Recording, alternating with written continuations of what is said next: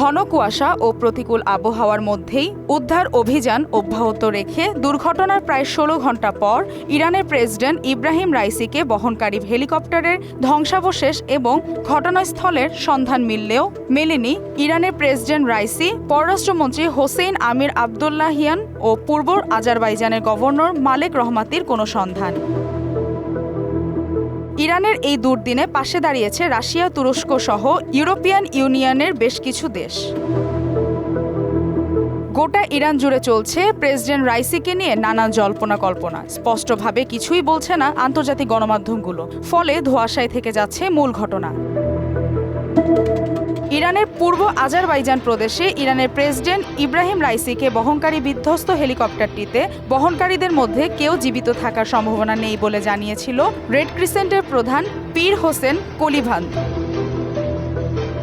BBC বলছে, president Ibrahim রাইসির helicopter দুর্ঘটনার মুখে পড়ার পর সেখানে কারো জীবিত থাকার কোনো চিহ্ন নেই বলে ইরানের রাষ্ট্রীয় টিভি বলছে। অন্যদিকে ইরানের এক কর্মকর্তার বরাত দিয়ে রয়টার্স আরও জানিয়েছে, দুর্ঘটনায় হেলিকপ্টারটি সম্পূর্ণ পুড়ে গেছে।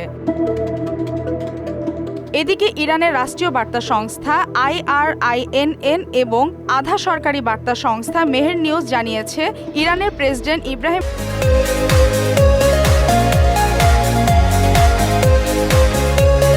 রাইসিকে বহনকারী হেলিকপ্টারটি দুর্ঘটনাস্থলে কোনো জীবিত ব্যক্তি পাওয়া যায়নি। এর মধ্যে অনেকেই মনে করছেন প্রেসিডেন্ট রাইসির হেলিকপ্টার বিধ্বস্ত এবং নিহতের ঘটনার পেছনে রয়েছে ইসরায়েলি ষড়যন্ত্রের আভাস। মালিহা চৌধুরী, মোহনা ডিজিটাল।